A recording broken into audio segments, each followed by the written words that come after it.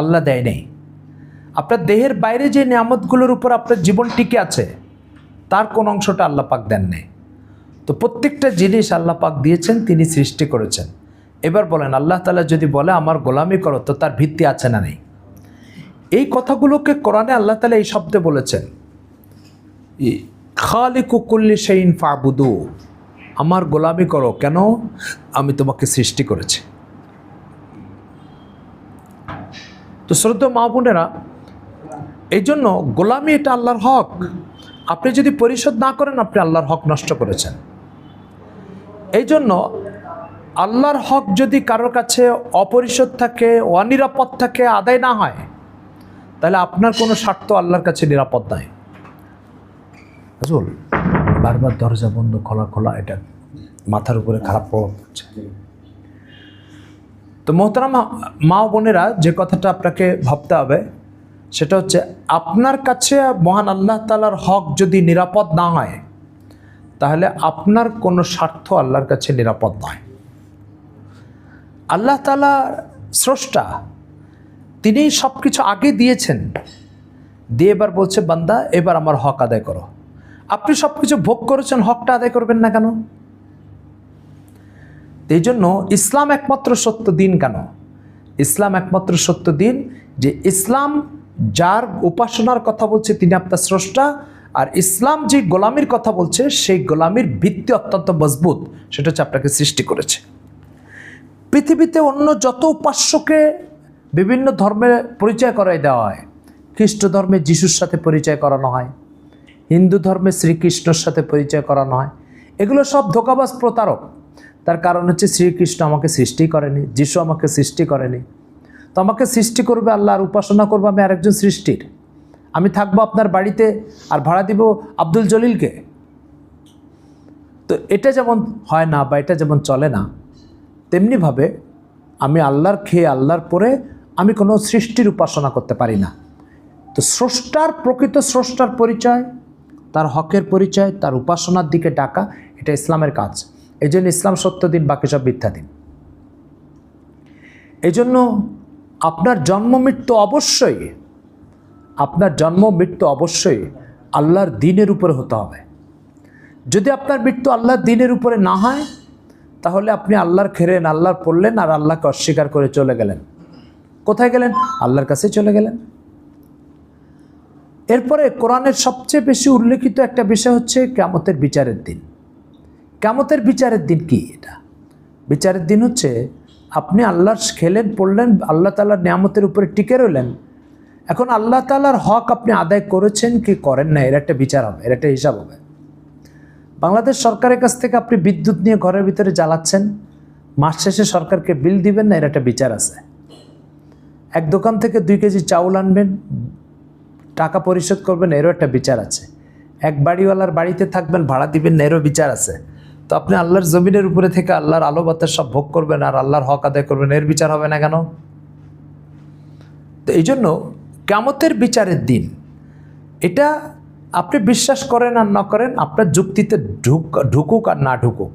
In তাকু মিসকালা হাববাতিন মিন খারদালিন ফাতাকুন ফি সাখরাতিন আও ফিস সামাওয়াতি আও ফিল আরদি ইয়াতি বিহাল্লাহ।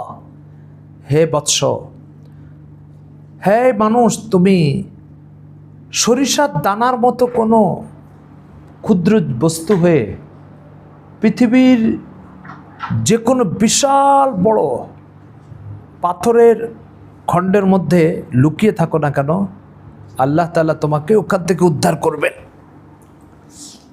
মোহতারাম মা ও বোনেরা, আপনি ভাবতে পারেন পৃথিবীতে 800 কোটি মানুষকে সৃষ্টি করার ক্ষমতা যে আল্লাহ তাআলা রাখেন, সে আল্লাহ তাআলা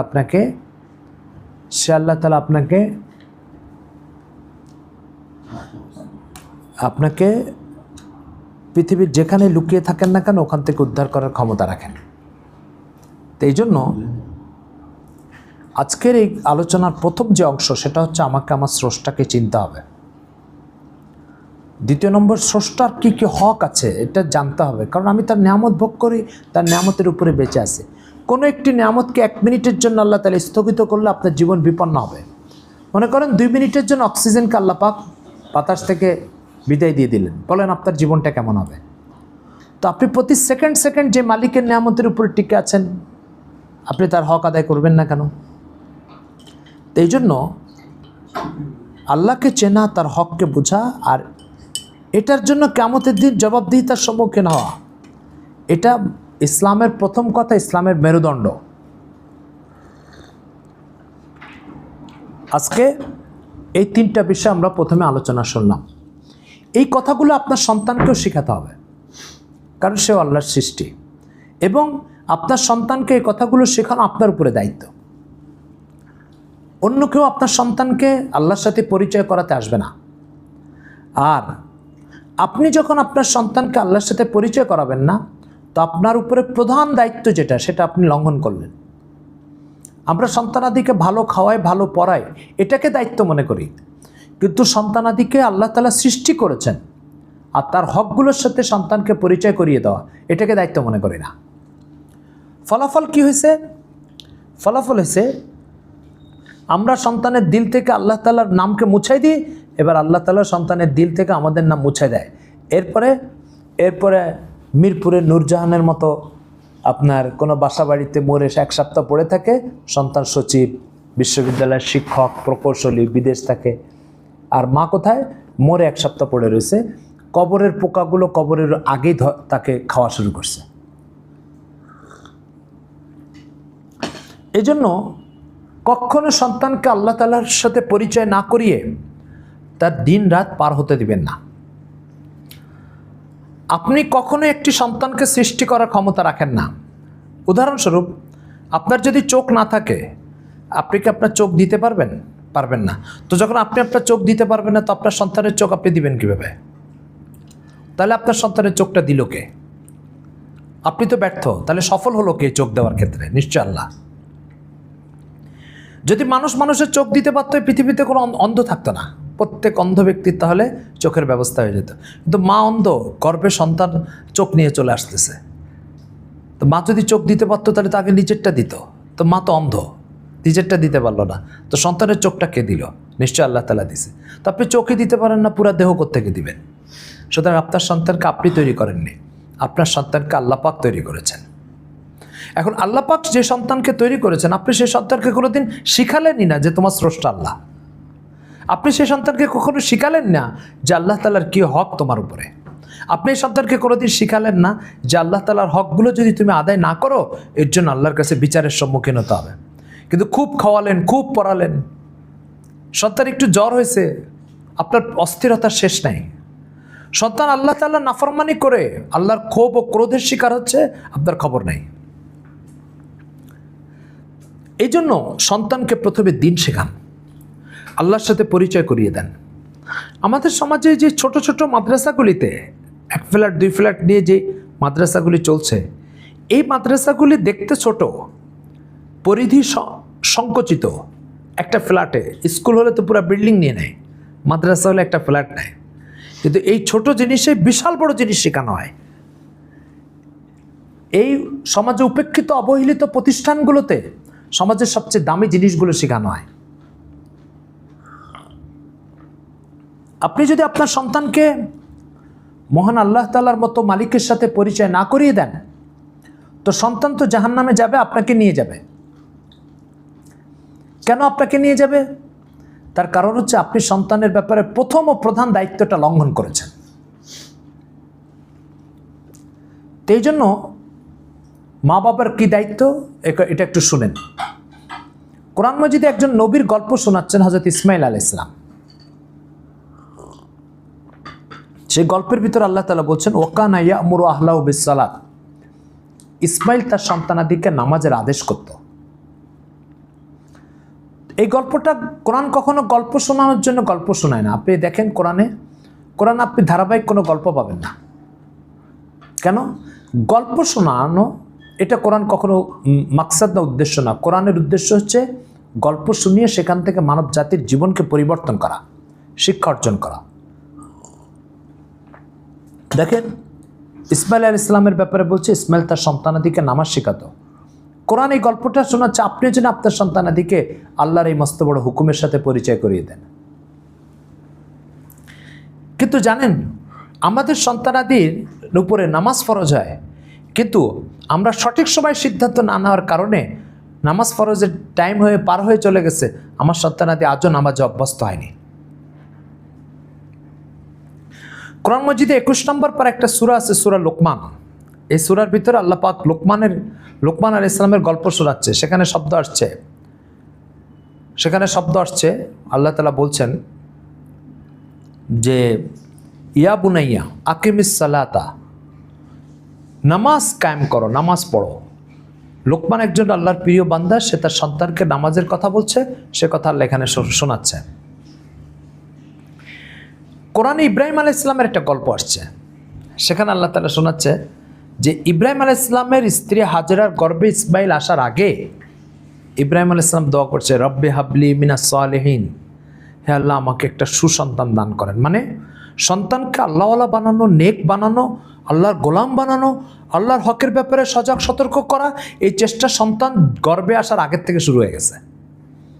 আর আমরা সন্তান গর্ভে চলে আসে, জন্ম হয়ে যায়, শৈশব পার করে চলে যায়, কৈশোরে পৌঁছে যায়, এখন আমরা জানাই না আমার সন্তানকে যে আল্লাহ তাআলা তোমাকে সৃষ্টি করেছে, ফরজ নামাজ এটা তার হক, এটা আদায় করো।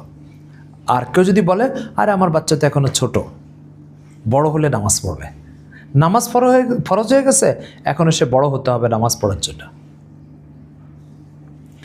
রাসূল সাল্লাল্লাহু আলাইহি ওয়াসাল্লাম বাচ্চাদেরকে পেলে কি পরিমাণ আদর করতেন, হাদিসের কিতাবগুলোতে আপনি পড়লে বুঝবেন। কিন্তু এই রসুলই আবার বলছে যে সন্তান 10 বছর বয়স হলে যদি নামাজ না পড়ে তাকে লাঠি দিয়ে পিটাও। এত দয়াবান মানুষ পিটানোর কথা কেন বলে? এত বেশি করুণার অধিকারী মানুষটা লাঠি দিয়ে পিটানোর কথা কেন বলতে যায়? এই কারণে যে এখানে যদি তুমি না পিটাও তো ওখানে তো জাহান্নামের আযাব ভোগ করবে, বড় আযাব থেকে বাঁচানোর জন্য ছোট একটা লাঠি দিয়ে দুটো পিটা দাও যাতে বড় আযাব থেকে বেঁচে যায়। এই জন্য শ্রদ্ধেয় মা বোনদের কাছে অনুরোধ করব যে আমরা আমাদের সন্তানাদিদের ব্যাপারে যত্নবান হই। আমার সন্তান কি শিখছে, কি বলছে, কি আদর্শ তার ভিতরে প্রতিষ্ঠিত হচ্ছে, এটা আমরা মনোযোগের সাথে খেয়াল করি। কোরআন শরীফে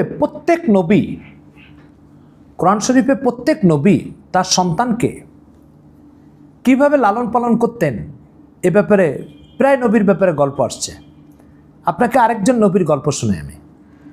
কোরআন মজিদে একজন নবীর গল্প আসছে, ওনার নাম হচ্ছে হযরত ইয়াকুব আলাইহিস সালাম। ইয়াকুব আলাইহিস সালাম এর কথা কোরআন মজিদে সূরা বাকারার মধ্যে আসছে। আম কুনতুম শুহাদা ইয হাযারা ইয়াকুব আল মাউত ইয ক্বালা লিআবিহি মা তা'বুদুনা মিন বাদি ক্বালু না'বুদু ইলাহাক। আল্লাহ তাআলা বলছেন, আহে মুহাম্মদ সাল্লাল্লাহু আলাইহি সাল্লাম, আপনি কি জানেন ইয়াকুবের অবস্থা? যখন তার কাছে মৃত্যু এসেছিল, মানে মরণের কাছাকাছি টাইম চলে আসছিল, তখন ইয়াকুব আলাইহিস সালাম তার সব সন্তানাদিকে ডাকছে, ডেকে বলল, আচ্ছা আমি তো মারা যাচ্ছি, কিন্তু চরম একটা অস্থিরতা নিয়ে, কষ্ট নিয়ে মারা যাচ্ছে, তোমরা কি আমাকে একটু প্রশান্তির সাথে মরতে দিবে? ছেলেরা বলল, আপনার আবার কিসের কষ্ট? আপনি সারা জীবন আল্লাহর গোলামি করেছেন। বলল, দেখো আমি চলে যাচ্ছি, কিন্তু চিন্তার বিষয় হচ্ছে যে আমি মরে যাওয়ার পরে তোমরা শয়তানের গোলামি করবে না তোমাদের রবের গোলামি করবে, এটা নিয়ে একটু দুশ্চিন্তা আছে, তোমরা একটু আমাকে স্বস্তি দাও। তো ছেলেরা বলল, না'বুদু ইলাহাকা, আপনি সারা জীবন যে রবের দিকে দাওয়াত দিয়ে গেছেন মানুষকে, ওই রবেরই গোলামি করব। তখন উনি বললেন, তাহলে আমি এখন স্বস্তির সাথে মরতে পারি। তাহলে বুঝতে পারছেন, এক নবী চলে যাচ্ছে, সে তার আখিরাতে চিন্তা করবে, সে তার পরকালের চিন্তা করবে, কিন্তু সেখানেও বিদায়ের সময় সে এই অস্থিরতা নিয়ে মরতেছে, আমি চলে যাওয়ার পরে আমার সন্তানরা কি তাদের প্রকৃত রবের গোলামি করবে কি করবে না। কি বোঝা যায়? কোরআনকে এই গল্পটা কি ইয়াকুব আলাইহিস সালামের গল্প শোনানোর জন্য বলেছে? না, কোরআন এই গল্পটা শুনিয়েছে আপনি কি আপনার সন্তানের ব্যাপারে মৌতের সময় যে দুশ্চিন্তাটা ওনার ছিল, আপনি কি তার অনেক আগেই এই দুশ্চিন্তা আছে, না এ ব্যাপারে উদাসীন যে ভালো খাবে, ভালো পড়বে আর আল্লাহর হক নষ্ট করবে?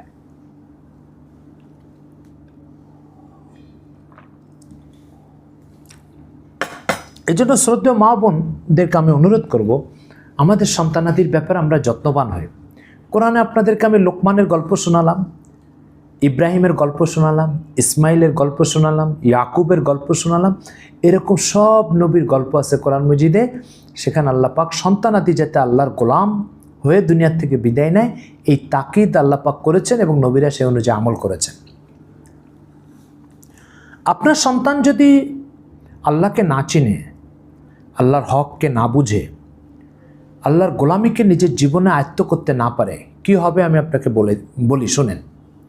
আপনার সন্তান যদি আল্লাহকে না চিনে, তাহলে প্রথমে যে দুর্ঘটনাটা ঘটবে সেটা হচ্ছে আপনার এই সন্তান আপনার প্রত্যেকটা হক নষ্ট করবে, যেভাবে আপনার কারণে সে আল্লাহর হকগুলো নষ্ট করেছে। একটা উদাহরণ বলি, তাহলে বুঝবেন আপনি। ওমর রাদিয়াল্লাহু তাআলা আনহু যখন শাসন আমলে ওনার যখন ক্ষমতায় ছিলেন, তখন এক লোক আসছে ওনার কাছে তার এক ছেলেকে নিয়ে। সেই লোক এসে ওমর রাদিয়াল্লাহু তাআলা আনহুকে বলছে, আমিরুল মুমিনিন, আমার এই ছেলেটা দেখেন, আমার কথা শুনে না, আমার সাথে বেয়াদবি করে। তো ওমর রাদিয়াল্লাহু তাআলা আনহু ছেলেটাকে বলছে, এই যুবক, তুমি তোমার বাবার সাথে বেয়াদবি করো কেন? তো বলছে যে, আমিরুল মুমিনিন, আমার বাবা দেখেন তো আমার হক ঠিক মতো আদায় করেছে কিনা। বলছে, কী হক তোমার? বলছে, জিজ্ঞেস করেন তো আমি কেমন মায়ের গর্ভে জন্ম নিয়েছে।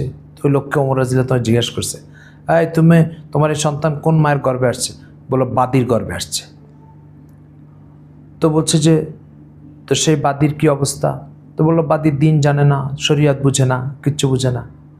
আগের কালে যে দাস প্রথা ছিল সেই দাস প্রথার বাদী। তো ওমর রাদিয়াল্লাহু তাআলা বলছে, তো তুমি তাকে একজন দিনদার আল্লাহওয়ালা মা উপহার দিতে ব্যর্থ হয়েছ, তো সে তো যা করার সেটা করবেই। সুতরাং তুমি প্রথমে বাবাকে বলছেন, তুমি প্রথমে তার হক নষ্ট করেছ, তারপরে সে তোমার হক নষ্ট করেছে। তো আপনি যখন আপনার সন্তানের এই হকটা নষ্ট করবেন যে তাকে আল্লাহকে চিনাবেন না, আল্লাহর গোলামি করাবেন না, আল্লাহর মতো মালিকের সাথে পরিচয় করিয়ে দিবেন না, তখন স্বাভাবিকভাবেই আপনার সন্তান আল্লাহর হক নষ্ট করবে, এরপর আপনার হক নষ্ট করবে। তাকে সৃষ্টি যে করেছে তাকে সে চিনল না, তো আপনি তো সৃষ্টি করেন না, আপনাকে চিনতে যাবে কেন সে? যার করুণার উপরে সে প্রতি মিনিট বেঁচে আছে, এরকম করুণাময় মালিকের হক সে আদায় করলো না, তো আপনি 10-12 বছর পর আপনার আর দরকার নাই তার, সে আপনাকে চিনতে যাবে কেন আর আপনার হক আদায় করতে যাবে কেন? এই জন্য এটা বড় ঝুঁকির বিষয়। আপনি যদি আল্লাহর নির্দেশ মোতাবেক সন্তানকে মানুষ নাও করেন, তবু আপনার হক যাতে ঠিকমতো আদায় করে, এই জন্য আপনি আল্লাহর সাথে তাকে পরিচয় করিয়ে দেন। সময়টা এত খারাপ যাচ্ছে, আমরা মসজিদ থেকে যখন জুমার নামাজ পড়ে বের হই, তো অসংখ্য মুসল্লি এসে আমাদের কাছে দোয়া চায়। এক মুসল্লি এসে বলছে যে, হুজুর, আমার ছেলেটা আইফোন কিনে দিতে বলেছে, তো আইফোন কিনে দিইনি বলে আমার কলার ধরছে। আরেক বাবা এসে বলছে, হুজুর, আমার ছেলেটা ক্লাস 9-এ পড়ে হুন্ডা কিনে দিতে বলছে, তো আমি জানি এই বয়সে হুন্ডা নিলে কি করবে, তো এই জন্য আমি হুন্ডা কিনে দিইনি বলে আমাকে দা দিয়ে কোপাতে গেছে। এটা দুটো উদাহরণ বললাম, এরকম অসংখ্য উদাহরণ আমাদের চোখের সামনে প্রতি শুক্রবারে ঘটতে থাকে। এই যে সন্তান নষ্ট হওয়া, এলোমেলো হওয়া, এই বাপগুলোকে আমি যখন জিজ্ঞাসা করি যে আপনি কি ফরজ নামাজ পড়েন? না। আপনি কি আপনার সন্তানকে আল্লাহর হুকুমের কথা শিখিয়েছেন? না। তো আপনি যখন আল্লাহর হুকুম ঠিকমতো আদায় করেন নাই, আপনার সন্তানের উপর আল্লাহর হক যেগুলো, সেগুলো যখন অনিরাপদ হয়েছে, তো স্বাভাবিকভাবেই আপনার স্বার্থ যেটা আপনার সন্তানের উপরে, সেটা অনিরাপদ হবে। তো এই জন্য আপনাদেরকে আমি অনুরোধ করব, সন্তানাদিকে দিন শেখান, আল্লাহকে চেনান, আল্লাহর হককে চেনান। কিছুদিন না, কয়েক বছর আগে একটা লোমহর্ষক ঘটনা বলি আপনাদেরকে, শিক্ষা অর্জনের জন্য, ভয় পাওয়ার জন্য না, কেউ ভয় পাবেন না, শুধু শিক্ষা অর্জন করেন। এখানে তো নিশ্চয় আমাদের মা বোনরাই আছে, অন্য কেউ তার নাই, তাই না? তাহলে বলা যাবে। আমাদের পাশে একটা এলাকায় এক লোক মারা গেছে, তার 2টা ছেলে আর 2টা 5তলা বাড়ি রেখে মারা গেছে। ওই লোক মারা যাওয়ার পরে স্ত্রী উত্তরাধিকার সম্পদ পায় হচ্ছে 1/8, মানে আপনার স্বামী ইন্তেকাল করলে আপনি স্বামীর সম্পদের 8/1 পাবেন যদি সন্তানাদি থাকে। আর যদি স্বামীর কোনো সন্তান না থাকে তাহলে 4/1 পাবেন। মনে করেন স্বামী 8 টাকা রেখে মারা গেছে, আপনি 1 টাকা পাবেন। আর যদি সন্তানাদি না থাকে, এদের বেরোয় গেল, আর আসতে দিন না। আর যদি সন্তানাদি না থাকে তাহলে আপনি স্বামী 8 টাকা রেখে গেলে 2 টাকা পাবেন আপনি। তো সন্তানাদি না থাকলে 4/1 আর সন্তানাদি থাকলে 8/1। এখন ওই দুটো ছেলে মাকে বুঝাইছে, মা তুমি বুড়া হয়ে গেছো, তুমি 2 দিন পরে মরে যাবা, তো তুমি সম্পদ নিয়ে কী করবা? এই 5 তলা 2 বাড়ির থেকে 1/8 আমাদের দিয়ে দাও, তুমি নিও না, অর্থাৎ 2 বাড়ি 2 ভাইয়ের নামে লিখে দাও। এই কথা যখন বলছে তো মা চরমভাবে উপেক্ষিত ছেলে দুটোর কাছে, অবহেলিত। তো মা চিন্তা করলো যে আমি যদি সন্তানাদিকে 2টো বাড়ি লিখে দিই তো এরা সোজা নিয়ে আমাকে বৃদ্ধাশ্রমে ভর্তি করে দিবে। তো মা বলে দিছে, না, আমি আমার সম্পদ চাই, 2 বাড়িতে আমার 1/8 চাই। ছেলে দুটো বহুত বুঝায় চেষ্টা করলো, মানে বুঝাতে পারলো না। তখন ছেলে দুটো করছে কি, এক কাজী অফিসে গেছে, যে মায়ের নামে একটা ফলস তালাকের কাগজ বের করছে। বের করে এবার মাকে এসে বলছে, মা দেখো, বাবা মরে যাওয়ার আগে তোমাকে তালাক দিয়ে গেছে, তোমার খবরই নাই, আর তালাকপ্রাপ্ত স্ত্রী স্বামীর সম্পদ পায় না। তো মাকে বুঝালো, মা তুমি তালাকপ্রাপ্ত স্ত্রীর বাবার, এই জন্য তুমি সম্পদ পাবা না, ব্যাস তোমার সম্পদ শেষ। এখন যে বিষয়টা সেটা হলো, এতটুকু কথা তো আপনারা সহজে স্বাভাবিকভাবে শুনলেন, এর পরেরটুকু শুনবেন, শুনেন এর পরেরটুকু। ছেলে দুটোটা ঢাকা বিশ্ববিদ্যালয়ের গ্র্যাজুয়েট, 2 ছেলেকে ঢাকা বিশ্ববিদ্যালয় থেকে মাস্টার্স কমপ্লিট করেছে। চিন্তার বিষয় কয়েকটা। একটা চিন্তার বিষয় হচ্ছে যে এই দুটো ছেলে টোটাল একটা শিক্ষা ব্যবস্থার সিলেবাস শেষ করলো, কিন্তু টোটাল সিলেবাসের কোনো লাইনের কোনো পৃষ্ঠায় তাদেরকে শেখানো হলো না মায়ের কী হক আর বাবার কী হক। যে শিক্ষা ব্যবস্থার ভিতরে দুনিয়াতে সবচেয়ে মমতাময়ী মায়ের হক কী এটা শেখানো হয় না, সেই শিক্ষা ব্যবস্থা কখনোই আপনার সন্তানের জন্য নিরাপদ শিক্ষা ব্যবস্থা হতে পারে না। এই শিক্ষা ব্যবস্থা আপনি আপনার সন্তানকে শিক্ষিত করবেন, সে আপনার ঘাম আর আপনার রক্তের উপরে মানুষ হবে, কিন্তু আপনার কখনো কোনো হক আছে আর খেদমত করার দরকার এটা কোনোদিন চিন্তা করবে না। আমাদের ইউনিভার্সিটি কলেজে শিক্ষিতদের অবস্থা আপনি জানেন, বৃদ্ধাশ্রমে যায় খোঁজ নিলে দেখবেন যে যত মা বাবা বৃদ্ধাশ্রমে ভর্তি সব উচ্চশিক্ষিত মানুষের মা বাবা। ছেলে সচিব, ছেলে পুলিশ অফিসার, ছেলে সেনা অফিসার, ছেলে অমুক বিশ্ববিদ্যালয়ের প্রফেসর, এই সমস্ত বড় বড় উচ্চশিক্ষিত মানুষের মা বাবা বৃদ্ধাশ্রমে ভর্তি হয়েছে। কেন? তার কারণ হচ্ছে মা বাবা তো শিক্ষিত করেছে কিন্তু দিনই শিক্ষায় শিক্ষিত করেনি। এই কারণে এই সন্তানাদিগুলো জানেই না যে আমার মায়ের কি হক আমার উপরে। এর বিপরীত দেখেন, আপনি কোনো বৃদ্ধাশ্রমে যে এরকম কোনো মা বাবা পাবেন না যার সন্তান দাওরা পাস, সন্তান দাওরা হাদিস পাশ করেছে আর মা বাবাকে বৃদ্ধাশ্রমে ভর্তি করে দিয়েছে। আলহামদুলিল্লাহ, আমি তো আল্লাহর উপর ভরসা করে আপনাকে নিশ্চয়তা দিব, আপনি কোনো বৃদ্ধাশ্রমে এরকম মা বাবাকে পাবেন না। কেন? তার কারণ হচ্ছে এখানে শেখানো হয় 2টা কথা, আল্লাহর কি হক আর মা বাবার কি হক, এটাই শেখানো হয় পুরা শিক্ষা ব্যবস্থার ভিতরে। ওই যে 2টো ছেলের কথা বললাম যে ঢাকা বিশ্ববিদ্যালয়ের গ্র্যাজুয়েট আর মায়ের নামে মিথ্যা তালাকের কাগজ বের করে এনে সম্পদ আত্মসাৎ করার চেষ্টা করছে, আপনি একটু চিন্তা করে দেখবেন, একটু চিন্তা করে দেখেন। মা বোনদেরকে আমি অনুরোধ করব, যেই সন্তানের কাছে মায়ের হক নিরাপদ না সেই সন্তানের কাছে পৃথিবীর কার হক নিরাপদ বলেন? যে একটা সন্তান ভূমিষ্ঠ করার জন্য একজন মাকে মৃত্যুর দুয়ার থেকে ফিরে আসতে হয়। আপনি আপনার সন্তান ভূমিষ্ঠ করার সময় আপনার জানা আছে, আমাকে তো আর এটা নতুন করে বলতে হবে না, আপনি প্র্যাকটিক্যাল অভিজ্ঞতার শিকার, যে একটা সন্তান জন্ম দেওয়ার জন্য একটা মাকে মৃত্যুর দুয়ার থেকে ফিরে আসতে হয়। তো আপনি যে সন্তানের জন্য মৃত্যুর দুয়ার থেকে ফিরে আসলেন সেই সন্তান আপনাকে ফলস মিথ্যা তালাকের কাগজ বের করে এনে বলছে মা তোমাকে বাবা তালাক দিয়ে গেছে, কেন? সম্পদ আত্মসাৎ করার জন্য। আচ্ছা, এই ছেলেটা যখন কোনো সরকারি পোস্টে বসবে, তো যে চেয়ারে বসবো ওই চেয়ারের সাথে জনগণের যে হকগুলো জড়িত, বলেন তো সেই হকগুলোর কি অবস্থা হবে যখন মার হকের এই অবস্থা? কি বলবেন? কি অর্থ দাঁড়ালো এটার? অর্থ দাঁড়ালো এটা যে আপনার সন্তান যদি দিন না শিখে তাহলে তার কাছে কেউই নিরাপদ না, এমনকি আপনিও নিরাপদ না। আরও একটা বিস্ময়কর বিষয় হচ্ছে যে আমাদের এই যে শিক্ষা ব্যবস্থা, যেটা স্কুল কলেজ ইউনিভার্সিটিতে শেখানো হয়, এই শিক্ষা ব্যবস্থা মানব জীবন থেকে দায়িত্বশীলতাকে খতম করে দেয়। দায়িত্বশীলতা, আমানতদারিকে খতম করে দেয়। মার হক আমার কাছে আমানত, মার খেদমত এটা আমার দায়িত্ব। বাবার বৃদ্ধ হয়ে গেছে, চলতে পারে না, ফিরতে পারে না, তার খেদমত এটা আমার দায়িত্ব। আমরা তখন কি করি? আমরা তখন এই মা বাবাকে বৃদ্ধাশ্রমে ভর্তি করে দিয়ে মাসে মাসে টাকা দিয়ে সেই দায়িত্ব পালন করি।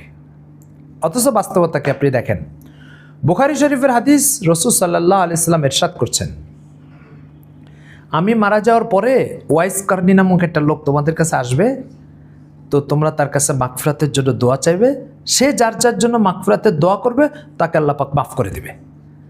কি কৃতিত্ব, তার অবদানটা কি, তার কীর্তিটা কি? তার কীর্তি হচ্ছে যে সে রাসূল সাল্লাল্লাহু আলাইহি ওয়াসাল্লামের সাথে সাক্ষাৎ করে সাহাবী হওয়ার কেরিয়ার অর্জন করতে আসছিল, কিন্তু তার মায়ের খেদমত করার মতো কোনো লোক ছিল না।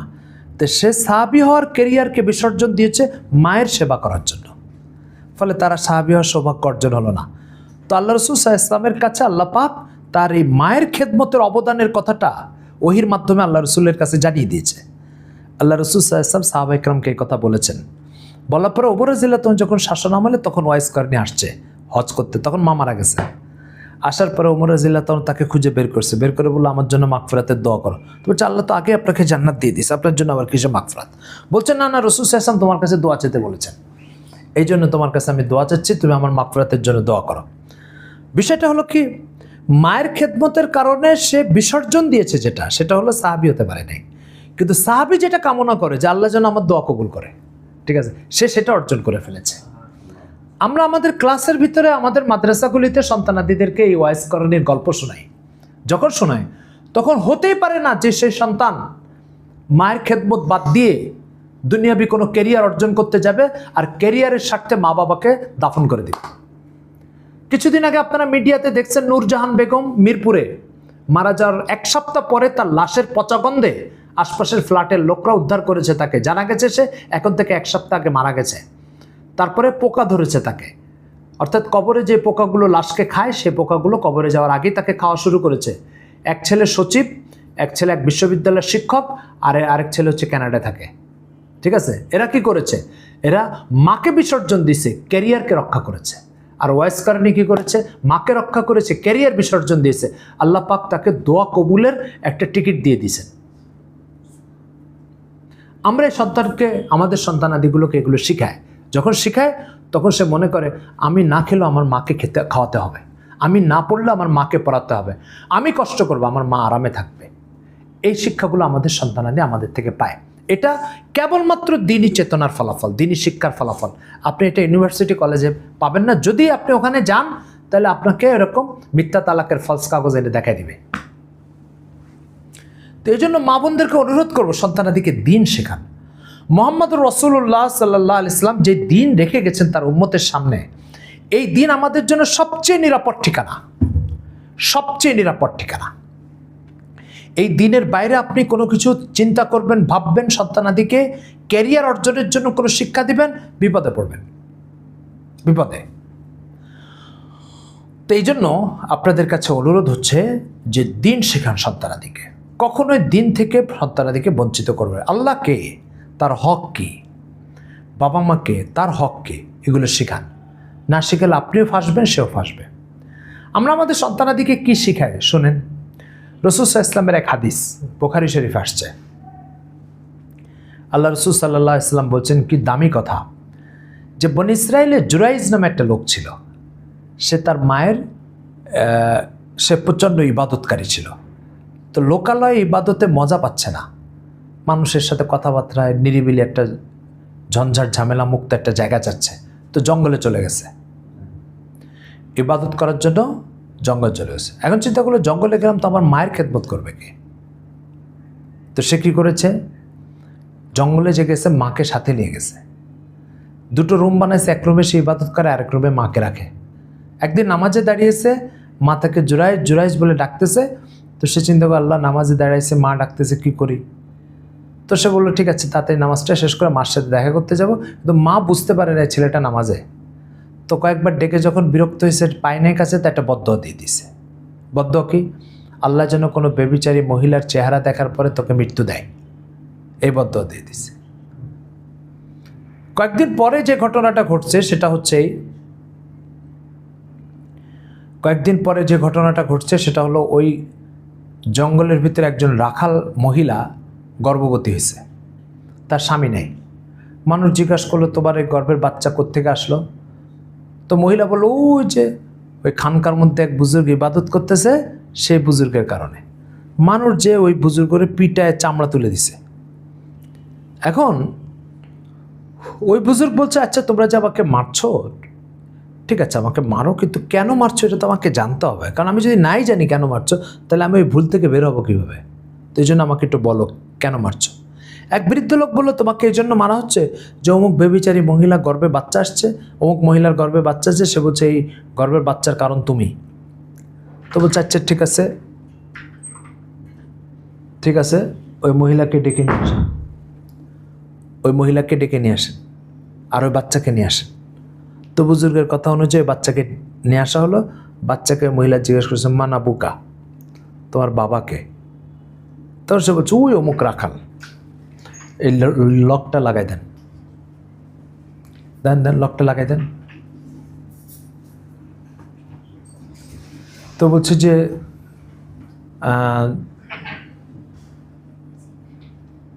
তোমার বাবাকে? ওই বুজুর্গ সদ্যভূমিষ্ঠ বাচ্চাকে জিজ্ঞাসা করছে তোমার বাবাকে? বলছে অমুক রাখাল। তো সদ্যভূমিষ্ঠ বাচ্চার মুখ থেকে কথা বের হতে দেখে লোকগুলা বুঝলি তো অনেক বড় আল্লাহর ওলি, অনেক উঁচু দরজার আল্লাহর ওলি। তারপরে লোকজন এসে সবাই মাপ চাওয়া শুরু করলো, হুজুর আমরা ভুল করেছি, বুঝতে পারি না, আপনি আমাদেরকে মাফ করে দেন। ঠিক আছে, এই কথা বলে মাফ করে দিচ্ছে। লকটা লাগাই দেন।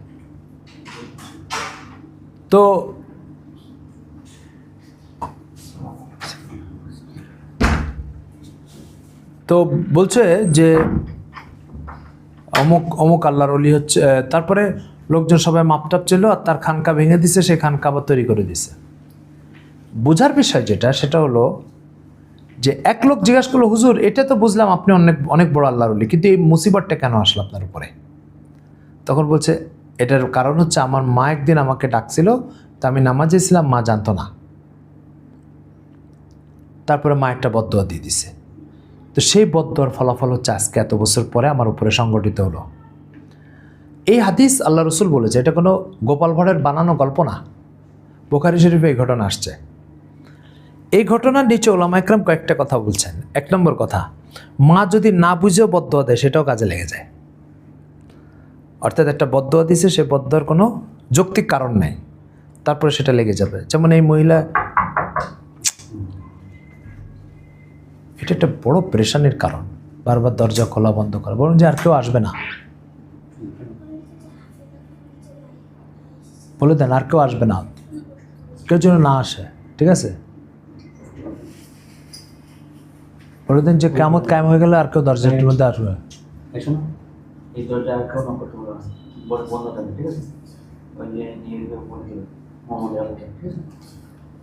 পুরো আলোচনার মনোযোগ নষ্ট হয়ে যাবে। লক লাগাই দেন। হ্যাঁ, তো যে কটা কথা বোঝার সেটা হচ্ছে, এক নম্বর কথা হচ্ছে যে মা বদদুয়া দিচ্ছে, তো সেই বদদুয়াটা কাজে লেগে যাচ্ছে, না বুঝে বদদুয়া দিচ্ছে সেটাও লেগে গেছে। 2 নম্বর, মা যখন বদদুয়া দিছে তখন ছেলেটা নামাজ পড়তেছিল, ঠিক আছে, তো নামাজরত অবস্থায় বদদুয়া দিছে, সেটার থেকেও বাঁচতে পারে নাই। 3 নম্বর, এত বড় আল্লাহর ওলি মায়ের বদদোয়া থেকে বাঁচতে পারে না, তো এবার অন্যরা বাঁচবে কিভাবে? চতুর্থ নম্বর বিষয়, সে মার খেদমত করার ব্যাপারে এতটাই তৎপর ছিল যে মাকে বাসায় রেখে আসলে তার খেদমত হবে না, এই জন্য এখানে নিয়ে এসে তার খেদমত করতেছে। তারপরে সে মায়ের বদদোয়া থেকে বাঁচতে পারে না।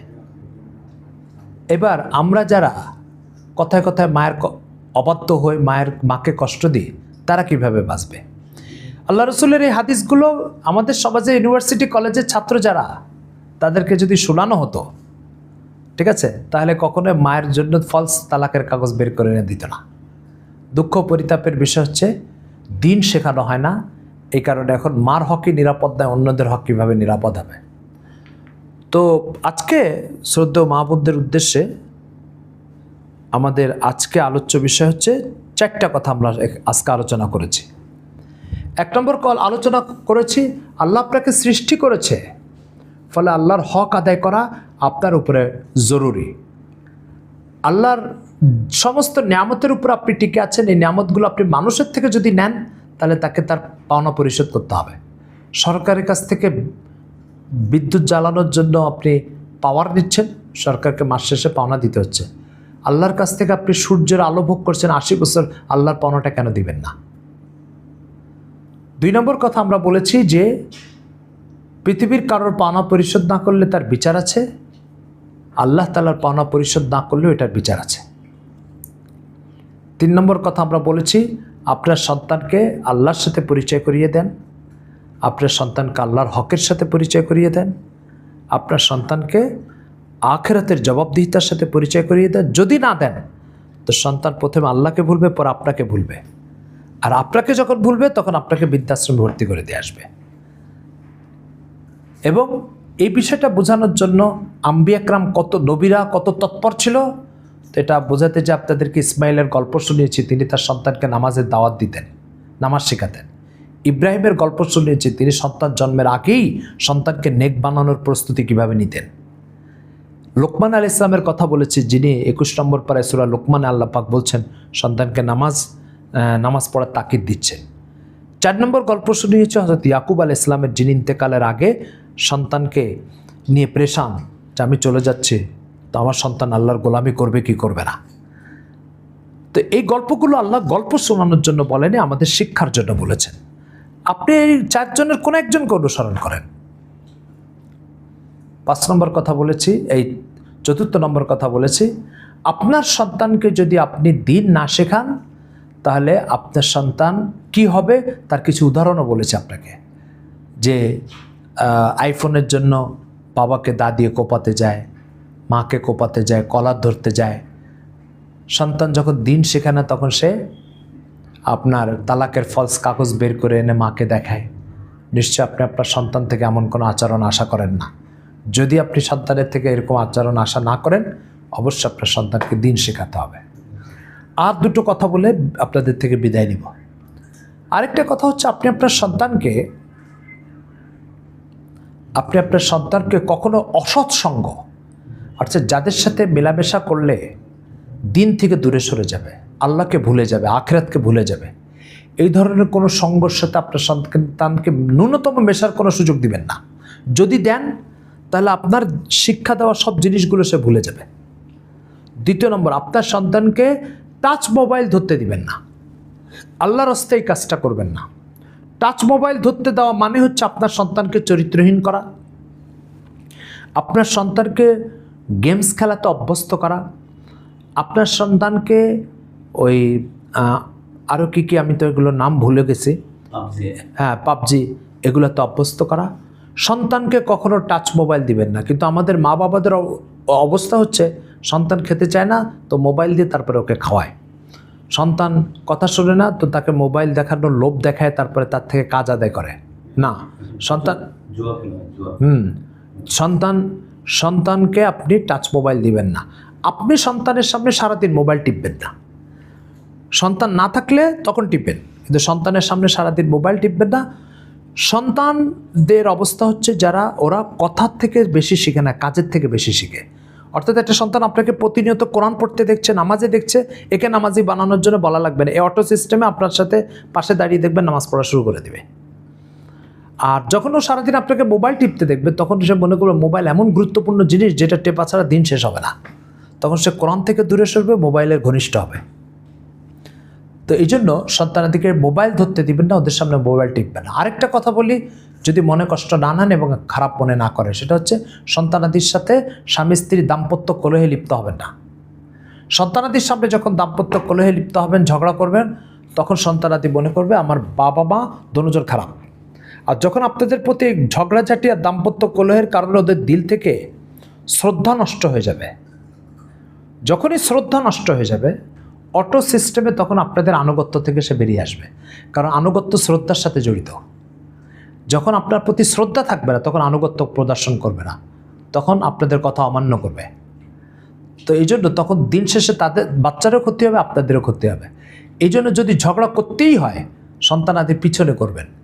আর সন্তানাদি যদি পিছনে রাখা সম্ভব নয় তো অন্তত নিজের রাগ ক্ষোভ ক্রোধকে দমন করবেন, সন্তান শুনবে এই আশঙ্কায়। আচ্ছা ঠিক আছে, আমি কিছু বেশি কথা শুনবো, সমস্যা নেই, কারণ আমার সন্তানের সামনে তো আমার কোনো নিকৃষ্ট বাবা মার উদাহরণ হওয়া যাবে না। তো এই জন্য আপনি উৎকৃষ্ট হওয়ার চেষ্টা করেন, আর না করেন অন্তত সন্তানাদির সামনে খারাপ নমুনা হওয়ার চেষ্টা করবেন না। এই বিষয়গুলো আপনি গুরুত্বের সাথে দেখবেন। সন্তানাদির সামনে যদি কোনো একদিন তীব্র বাকবিতণ্ডায় লিপ্ত হন স্বামী স্ত্রী, তাহলে আপনার 1 বছরের প্রচেষ্টা, সন্তানকে সুসন্তান বানানোর 1 বছরের প্রচেষ্টা ওই একদিনের দাম্পত্য কলহে দাফন হয়ে যাবে। আপনি এবার ফয়সালা করবেন কি করবেন। তো মোটামুটি এই কথাগুলো আজকে আপনাদের সামনে বলার। আরেকটা কথা মনে আসছে, সুসন্তান দুনিয়াতে আসার একটা চেষ্টা তো আছেই, এটা তো আমরা করবই, কিন্তু একটা মা আর একটা বাবারও প্রস্তুতি আছে। আপনি দেখেন মারিয়াম আলাইহিস সালাম, তার ব্যাপারে কোরআনে আসছে যে আল্লাহ পাক তার গর্ভকে ঈসা আলাইহিস সালামের মতো একজন মহৎ নবীর জন্য নির্বাচন করেছেন। এই নবীর জন্য যে গর্ভটাকে আল্লাহ পাক নির্বাচন করেছেন, সেই গর্ভের অবস্থা কি দেখেন কোরআনে কি আসছে। মারিয়ামের ব্যাপারে সূরা মারিয়ামে বলছে ওয়ালাম ইয়ামসাসনি বাশার ওয়ালাম আকু বাগিয়া, আমাকে কখনোই কোনো পুরুষ কখনো স্পর্শ করেনি। তো যেই নারী এই গ্যারান্টি দিতে পারবে, তার পর্দা, তার সতীত্ব, তার চারিত্রিক উৎকর্ষতা, এই সমস্ত বিষয়ে এই গ্যারান্টি দিতে পারবে যে আমাকে কখনোই কোনো পুরুষ স্পর্শ করেনি, সেই মহিলার গর্ভকে আল্লাহ ঈসা বা তার মতো কোনো মহৎ মানুষের জন্য নির্বাচন করবে। স্বাভাবিকভাবেই 2টো গ্লাসে সুস্বাদু শরবত রাখা আছে, একটাতে ময়লা আছে আরেকটা পরিষ্কার আছে। আপনার দিল নিশ্চয়ই ময়লাটার দিকে ঝুঁকবে না, তাই না? তো ময়লা কিন্তু গ্লাস, শরবত কিন্তু সুস্বাদু, কিন্তু তারপরেও খেতে চাচ্ছে না, গ্লাস ময়লা। তো আল্লাহ পাক দুনিয়াতে যখন কোনো মহৎ মানুষকে পাঠাতে চান, সমাজ পরিবর্তনকারী, আলোড়ন সৃষ্টিকারী, দিনের লাইনে অনেক বড় মানুষকে পাঠাতে চান, তখন আল্লাহ তাআলা গ্লাসকে ময়লা না পরিষ্কার এটা আগে খোঁজ করেন। যদি দেখেন মারিয়ামের মতো গ্লাস পরিষ্কার, তো ঈসার জন্য তাকে নির্বাচন করবেন। আর যদি দেখেন যে চারিত্রিক জগতে এলোমেলো, পর্দাহীনতা, খোদাদ্রোহিতা, দিন ইমান এগুলোর কোনো পরোয়া নেই, যখন তখন পরপুরুষের সাথে কথা বলে, পরপুরুষের সাথে ওঠা বসা করে, অফিসে যেয়ে পরপুরুষের সাথে আড্ডা দেয়, তারপরে পরপুরুষের কুদৃষ্টি প্রতিনিয়ত তার প্রতি নিক্ষিপ্ত হচ্ছে, ফেসবুক ব্যবহার করে, সেখানে নিজের বক্তব্য ছবি লোড করে, ঠিক আছে? এই সমস্ত কাজ যে সমস্ত মহিলারা করে তারা অনেক কিছু করতে পারবে, কিন্তু কোনো মহৎ মানুষের, মহৎ সন্তানের মা হতে পারবে না। কোরআনে এই বক্তব্যটা কি চমৎকার আসছে। কোরআনে আরেকটা আসছে সূরা কাসাস 20 নম্বর পারায়, সেখানে আল্লাহ পাক মহৎ মানুষের স্ত্রী হিসাবে কাদেরকে নির্বাচন করেন সেই গল্প শোনাচ্ছেন আল্লাহ তাআলা। তো আপনারা জানেন 2জন নবীর কথা, মুসা আলাইহিস সালাম আর শুআয়ব আলাইহিস সালাম। শুআয়ব আলাইহিস সালাম কিন্তু শ্বশুর ছিল আর মুসা আলাইহিস সালাম জামাতা ছিল। তো শুআয়ব আলাইহিস সালাম তার একটা মেয়েকে মুসা আলাইহিস সালামের সাথে বিয়ে দিয়েছিলেন। ঘটনা হচ্ছে মুসা আলাইহিস সালাম মিশর থেকে ফেরাউনের জুলুম অত্যাচারের শিকার হয়ে হিজরত করেছেন, করে মাদিয়ান নামক একটা জায়গা, সেখানে গেছেন। ওখানে শুআয়ব আলাইহিস সালাম বসবাস করতেন। তো ওখানে যাওয়ার পরে দেখে যে একটা বিশাল মাঠ, ওখানে হাজার হাজার ছাগল, ভেড়া রাখালরা চড়াচ্ছে। তো একটা কূপ আছে, ওই কূপের থেকে পানি উঠে উঠে ছাগলকে খাওয়ানো হচ্ছে। তো শোয়েব আলাইহিস সালাম অত্যন্ত বৃদ্ধ বার্ধক্যে পৌঁছে গেছিলেন, ওনার কোনো ছেলে সন্তান ছিল না। এদিকে ওনার ছাগলগুলো চড়ানোর জন্য কোনো লোক নাই, তো বাধ্য হয়ে উনি ওনার 2 মেয়েকে পাঠিয়েছেন ছাগল চড়ানোর জন্য। মেয়ে দুটো ছাগল চড়ানোর পরে দিন শেষে যখন ছাগলগুলোকে পানি খাওয়াতে আসছে, তখন দেখে বিশাল লম্বা লাইন পুরুষ মানুষের, এই জন্য ওরা ছাগলকে নিয়ে কূপের কাছে আসতে পারছে না। ঠিক ওই টাইমে মুসা আলাইহিস সালাম ওখানে হাজির। তো দেখে মেয়ে দুটো অনেক দূরে আর পুরুষরা লম্বা লাইন দিয়ে দাঁড়িয়ে আছে এখানে।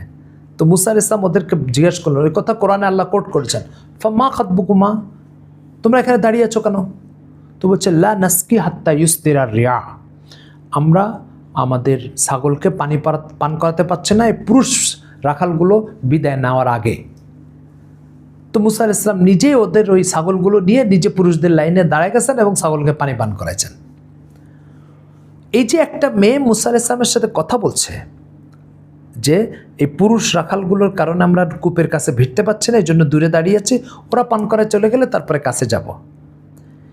এই মেয়েটার অবস্থা কোরআন শোনাচ্ছে, ওয়াকালাত ইহদাহুমা তামশি আলা ইস্তিহয়া, 2 মেয়ের একটা মেয়ে তামশি আলা ইস্তিহয়া, অত্যন্ত শালীনতা লাজুকতা রক্ষা করে মুসার সাথে কথা বলেছে। প্রশ্ন হচ্ছে আল্লাহ তাআলা একটা গল্প শোনাচ্ছেন এখানে, সে গল্পের ভিতরে শালীনতা লাজুকতার আলোচনার দরকার কি? সে গল্প শোনায় চলে যাবেন।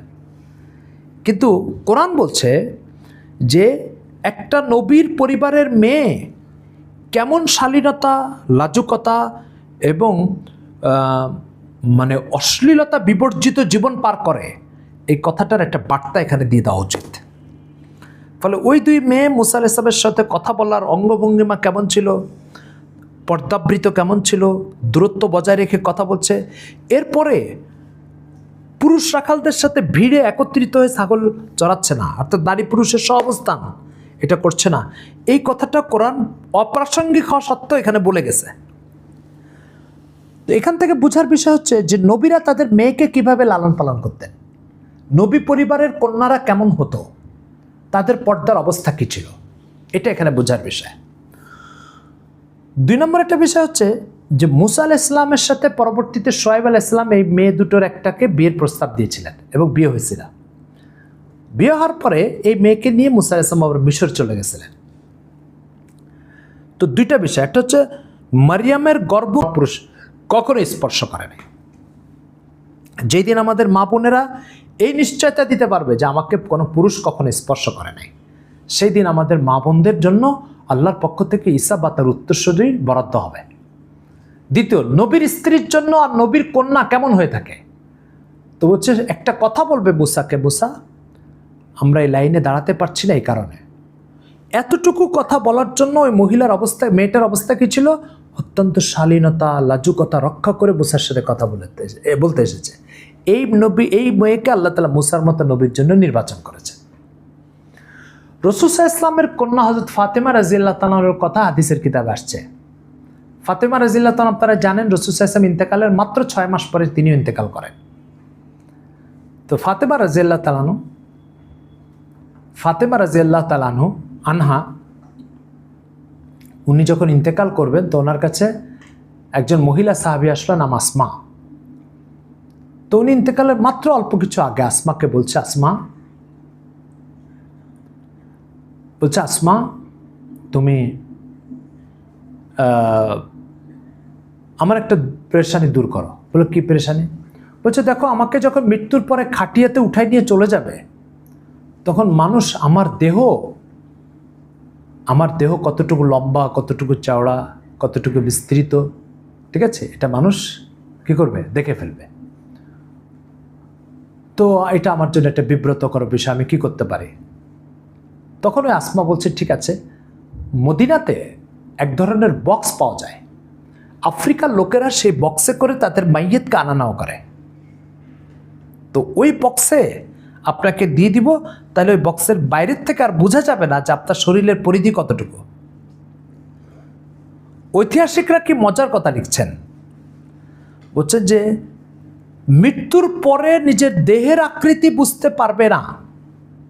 মৃত্যুর পরে তার দেহের আকৃতি লম্বা না মোটা না হালকা পাতলা, এতটুকু নিয়ে যার দুশ্চিন্তা, তার জীবদ্দশায় তার দেহের আকৃতি নিয়ে কি পরিমাণ দুশ্চিন্তা ছিল তার। ঠিক আছে, এই হচ্ছে নবী পরিবারের কন্যা। আমাদের কি অবস্থা? আমরা আজকে ফেসবুকে ছবি লোড করি, মহিলাদের ছবি ফেসবুকে লোড করি, তাই না? বোরকা পরে লোড করে। তো এই জন্য শ্রদ্ধা মা বোনদের কাছে অনুরোধ হচ্ছে, এদের ঘটনাটা শুনেন, ফাতেমার হালাত শুনেন, শোয়েব আলাইহিস ইসলামের মেয়ের হালাত শুনেন, মারিয়ামের অবস্থা শুনেন। আর আল্লাহ তাআলা কোরআন মজিদে মারিয়ামের ব্যাপারে বলছে, জারাবাল্লাহু লিল্লাযিনা আমানু ইমরাআতা ফিরআউন, এরপরে ও মারিয়াম ইবনাতাল্লাতী আহসানাত ফারজাহা ফানাফাকনা ফিহা মির রূহিনা। মারিয়ামকে আল্লাহ পাক মুমিনদের জন্য নমুনা বানিয়েছেন, মারিয়াম নমুনা।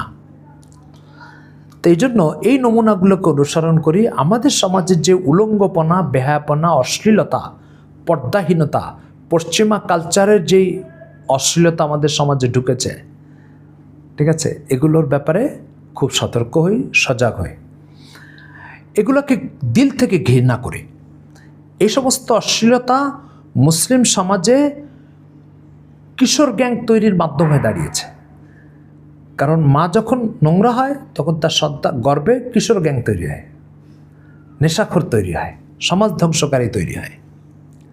ঠিক আছে, আপনিও নিশ্চয়ই কোনো একটা দামি জিনিস ওই ব্যক্তির হাতে দিবেন না যে ব্যক্তির হাতে ওই জিনিসটা নিরাপদ নয়। তো এই জন্য সুসন্তান আসার জন্য মাকে নেক হতে হবে, আল্লাহওয়ালা হতে হবে। তা আজকে আমরা এই কয়েকজন নারীর হালাত শুনলাম। আমরা মারা যাওয়ার পর আপনারা দেখেন, ইসলামে পুরুষ মারা গেলে 3টা কাপড় দিয়ে তাকে দাফন করে, আর মহিলা মারা গেলে 5টা কাপড় দিয়ে দাফন করে। ঠিক আছে, আর এখনকার দুনিয়ার কি অবস্থা আপনি দেখেন, পুরুষের শরীরে বেশি পোশাক থাকে মহিলার চেয়ে। মহিলার শরীরের চেয়ে পুরুষের শরীরে কি থাকে? বেশি পোশাক থাকে। আর ইসলামের বিধান হচ্ছে মরে যাওয়ার পরে মহিলার গায়ে 5টা থাকবে, পুরুষের গায়ে 3টা থাকবে। তাহলে জীবদ্দশায় কি হওয়া উচিত, তাই না? তো মরে যাওয়ার পরে মহিলাদেরকে আমরা ঢাকি 5 কাপড় দিয়ে, কিন্তু আসলে ঢাকার দরকার তো জীবদ্দশায়, তাই না? তো এই জন্য আমরা আমাদের ইসলামের এই পর্দাবৃত হওয়া, ঠিক আছে, এটাকে করি। কিছুদিন আগে আপনারা জানেন, ইংল্যান্ডের প্রধানমন্ত্রী অর্থাৎ ব্রিটেনের প্রধানমন্ত্রী ছিল টনি ব্লেয়ার। তার মেয়ে, তার শালিকা কিছুদিন আগে ইসলাম গ্রহণ করছে। তো তাকে সাংবাদিকরা জিজ্ঞেস করেছে, আচ্ছা, ইসলামে তো নারীর প্রতি পর্দা টর্দা ইত্যাদি বিধান দিয়ে কঠোর আরোপ করেছে, আপনি ইসলাম গ্রহণ করলেন, এখানে তো নারীকে পরাধীন করা হয়। তো সে চমৎকার একটা জবাব দিয়েছে। সে বলেছে যে আসলে আমি পাশ্চাত্যের নারী স্বাধীনতা ভোগ করতে করতে ক্লান্ত হয়ে গেছে, এখন সেই ক্লান্তি দূর করার জন্য ইসলামের কাছে এসেছি। তো এই জন্য আপনারা ইসলামের এই বিধানগুলো, নিজেকে পর্দাবৃত করা, এই বিধানগুলো প্রতি গুরুত্ব আরোপ করি এবং নিজেকে মারিয়ামের মতো, এরপরে নিজেকে শোয়েব আলাইহিস ইসলামের কন্যার মতো, রাসূল সাল্লাল্লাহু আলাইহি ওয়াসাল্লামের কন্যা ফাতেমার মতো, এদের মতো নিজেকে লুকিয়ে রাখি, পর্দাবৃত করি। কোরআনে আল্লাহ তাআলা বলছেন, ওয়াকারনা ফি বুয়ুতিকুন্না, তোমরা ঘরের ভিতরে থাকো। আমাদের পশ্চিমা সমাজে, পশ্চিমা কালচার আমাদেরকে শিখায় মহিলা ঘরের ভিতরে থাকা এটা তার জন্য পরাধীনতা, আর বের হওয়া হচ্ছে স্বাধীনতা, তাই না? তো বের করে আপনাকে কোথায় নিয়ে যায়? অফিস আদালতে পরপুরুষের পাশে চেয়ারে বসায় দেয়। ঠিক আছে, এখন প্লেনে বিমানবালা বানায় দেয়। আমার প্রশ্ন হচ্ছে, প্লেনে বিমানবালা পরপুরুষকে নাস্তা দিলে, প্লেনে নাস্তা দিয়ে বেড়ায়, তো প্লেনে উঠে পরপুরুষকে নাস্তা দিলে সেটা হয় স্বাধীনতা, আর ঘরের ভিতরে নিজের স্বামীর সামনে নাস্তা দিলে এটা হয় পরাধীনতা। কি বিস্ময়কর এক সংজ্ঞা, তাই না? তো পশ্চিমা দুনিয়া মূলত পরপুরুষের পাশে আপনাকে নিয়ে আপনার ইজ্জত আবরুকে ঝুঁকিতে ফেলতে চায়। এদেশে আপনার আপনার এদেশে ভালো জব, ভালো একটা জব পাওয়া, পদোন্নতি পাওয়া, কাঙ্ক্ষিত জায়গায় আপনার ট্রান্সফার হওয়া, এই যে মহিলাদের এই সমস্ত চাকরির বিষয়গুলো, প্রত্যেকটা বিষয়তে নারীর ইজ্জত আবরু ঝুঁকিতে থাকে। প্রত্যেক বিষয়তে, সব বিষয়তে নারীর ইজ্জত আবরু ঝুঁকিতে থাকে। পদোন্নতি পেতে হলে উপরস্থ বসকে সঙ্গ দিতে হয়। কাঙ্ক্ষিত জায়গায় কাঙ্ক্ষিত জায়গায় আমি বদলি হতে চাই, তাহলে সিনিয়র বসকে সঙ্গ দিতে হবে। এগুলোর মাধ্যমে নারীদের ইজ্জত আবরুকে পশ্চিমা দুনিয়া ঝুঁকিতে ফেলেছে। ইসলামের কাছে নারীদের অর্থনৈতিক দায় দায়িত্ব পুরাটাই পুরুষের উপরে, আর তার ইজ্জত আবরু ইসলামের কাছে অর্থ উপার্জনের চেয়ে বেশি গুরুত্বপূর্ণ। আর এই কারণে ইসলাম কখনোই নারীকে ঘর থেকে বের হওয়ার কোনো অনুমতি দেয় না। আচ্ছা, একটা বিষয়ে সহজ একটা প্রশ্ন আপনাদের কাছে করি। আমি জানি না আপনারা ইসলামের এই যে নারী ঘরের ভিতরে থাকবে, পর্দাবৃত অবস্থায় থাকবে, এবং পশ্চিমাদের যে উলঙ্গপনা, ব্যাহাপনাকে ইসলাম চ্যালেঞ্জ করে, এটা আপনাদের যুক্তি বুদ্ধিতে লাগে কিনা আমি জানি না, কিন্তু আমি একটা প্রশ্ন করি। আমাদের দেহে একটা মুখ আছে যেটা দিয়ে আমরা খাবার খাই এবং আওয়াজ বের করি, আর একটা কান আছে। দুটো দেখতে নিশ্চয়ই দুই রকম, তাই না? আচ্ছা, দুটোর লক্ষ্য কি, উদ্দেশ্য কি এক না ভিন্ন ভিন্ন? কি বলবেন আপনি? নিশ্চয় বলবেন যে মুখের উদ্দেশ্য এক, কানের উদ্দেশ্য আরেকটা। আচ্ছা, দুটো কান আছে আমাদের, দুটো কান একই রকম দেখতে, তার উদ্দেশ্য এক। তাহলে যেটার উদ্দেশ্য এক সেটার আকৃতিও এক, আর যেটার উদ্দেশ্য ভিন্ন সেটার আকৃতি ভিন্ন। এবার আপনি একটু আপনাকে আমি জিজ্ঞেস করতে চাই, নারী আর পুরুষের দেহ কাঠামো, যেটা দৈহিক কাঠামো, এটা এক না ভিন্ন? নিশ্চয় ভিন্ন। তো দৈহিক কাঠামো যখন ভিন্ন হলো, তখন এটা কি মুখ আর কানের মতো হয়ে গেল? দুইটা দুই রকম। এই দুইটার উদ্দেশ্য একটা ভিন্ন ভিন্ন। তাহলে নারীকে এক উদ্দেশ্যে আল্লাহ তৈরি করছে, পুরুষকে আরেক উদ্দেশ্যে তৈরি করছে। পশ্চিমা দুনিয়া আমাদেরকে শেখাচ্ছে না, উভয় অফিসে যে একসাথে কাজ করবে, উভয়ের উদ্দেশ্য এক। আচ্ছা, জোর করে কোনোভাবে মনে করেন আপনি মুখকে জোর করে সোনার কাজে লাগানোর জন্য চেষ্টা করছেন, যে ঠিক আছে মুখকে দিয়ে আমি কানের মতো সোনার কাজে লাগাবো, তো মুখের আওয়াজ বের করা আর খাবার চাবানো, এই কাজটা তাহলে কে করবে? এই কাজটা তাহলে কে করবে? তো যখন আপনি নারীকেও ঘর থেকে বের করে পরপুরুষের পাশে যে পয়সা কামানোর ধান্দায় তাকে লাগায় তার ইজ্জত আবরুকে ঝুঁকিতে ফেলবেন, তাহলে ঘরের ভিতরে বাচ্চাকে সময় দেওয়া, মাতৃ মমতা দিয়ে একটা বাচ্চাকে গড়ে তোলা, এই কাজটা তাহলে কে করবে? কারণ আপনি তো মুখ আর জিহ্বাকেও কানের কাজে লাগাতে চাচ্ছেন, তাহলে মুখ আর জিহ্বার কাজটা কে করবে? তো স্বাভাবিকভাবে তখন কাজের বুয়াকে সাহায্যকারী হিসাবে নিতে হবে। এবার বলেন, আপনি সকাল 8টার থেকে অফিসে যেয়ে 5টা পর্যন্ত অফিসে রয়েছেন, এই 10টা ঘন্টা কাজের বুয়া আপনার সন্তানকে লালন পালন করবে, অন্তত 5টা গালি তো তাকে শিখাবে ডেলি। আপনি আপনার সন্তানকে বলবেন বাবা এই কথা বলতে নাই, কাজের বুয়াকে পুরো 10 ঘন্টা একবারও বলবে এই কথা যে বাবা এই কথা বলতে নাই। তো তার আদব, শিষ্টাচার বোধ, ভাষা, এগুলো কি হবে? এগুলো গালি শিখবে। আমাদের সমাজে প্রতিনিয়ত যে কিশোর গ্যাং তৈরি হচ্ছে, এই কিশোর গ্যাং তৈরি হওয়ার পিছনে বকাটে ছেলে, নেশাখোর ছেলে তৈরি হচ্ছে। এটা কারণ হচ্ছে মাতৃ মমতা থেকে সন্তানগুলো বঞ্চিত। তো এই জন্য মা বোনদেরকে আমি অনুরোধ করব, ইসলামের প্রত্যেকটা সিদ্ধান্তকে মেনে নেন। বুঝে আসলেও মেনে নেন, বুঝে না আসলেও মেনে নেন। আল্লাহ তাআলা সব কিছু বোঝা জরুরি না। আপনি বাংলাদেশে জন্মগ্রহণ করেছেন, 30, 40, 50 বছর আপনার বয়স হয়েছে, আপনি কি এদেশে সব কিছু বুঝেন? তো আপনি এদেশের সব কিছু বুঝেন না, অথচ ছোট্ট একটা দেশ। আপনি ইসলাম এত বড় দিনে সব কিছু আপনার বোধগম্য হওয়া জরুরি না। তো যখন কোনো কিছু বোধগম্য না হয় তখন আমরা কি করি? এক ডাক্তারের কাছে গেলাম একটা রোগ নিয়ে, ডাক্তার সাহেব বলল যে এই ওষুধটা ডেলি একটা করে খাবেন 3 বার। আমরা কি একবারও প্রশ্ন করেছি ডাক্তার 2 বার খাবো না কেন, 4 বার খাবো না কেন? এই প্রশ্ন করেছে কেন? ডাক্তারের উপর একটা আস্থা আছে। তো যে রোগ সৃষ্টি করবে, এই রোগ দূর করবে, তার উপরে যদি আস্থা থাকে, তো যে আমাকে সৃষ্টি করেছে সে আল্লাহর উপর আস্থা থাকবে না কেন? ডাক্তারকে তো একবারও জিজ্ঞেস করে নি, ডাক্তার সাহেব 2টা খেতে বললেন কেন, 4টা খাবো না কেন, সকালে খেতে বললেন কেন, বিকালে খাবো না কেন? তো ডাক্তারের উপরে যে আস্থাটা আছে সে আস্থাটা আল্লাহর উপরে গেল কোথায়?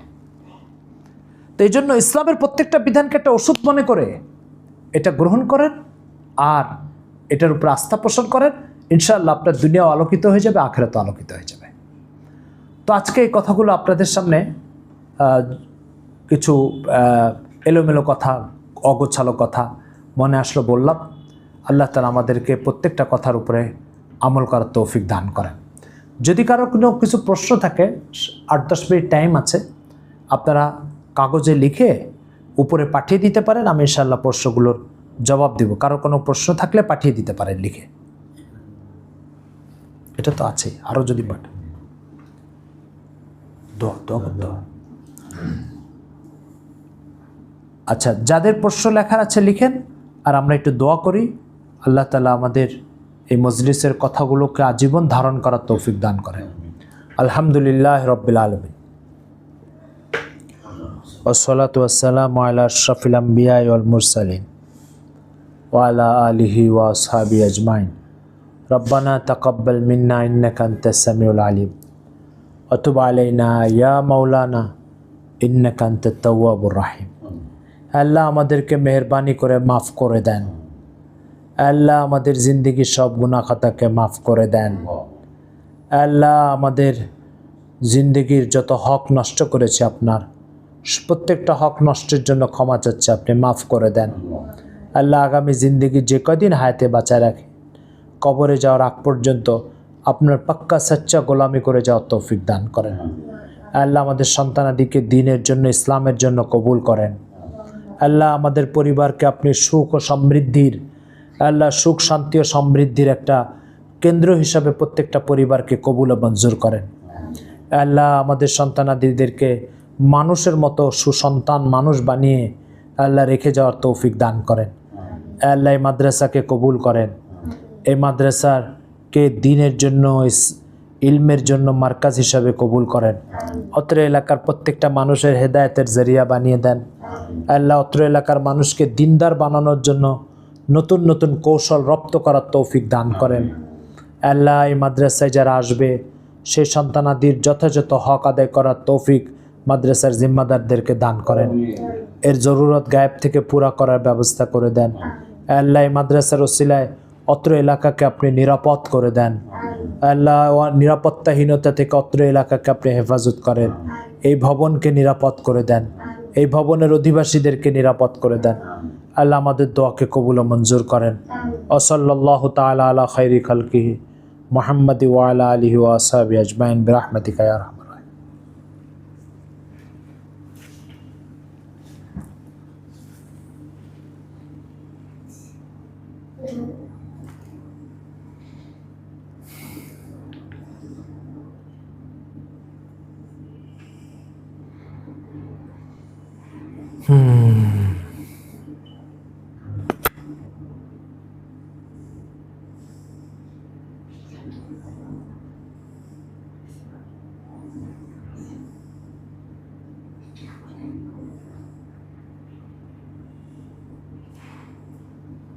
না, কারো কোনো প্রশ্ন আছে?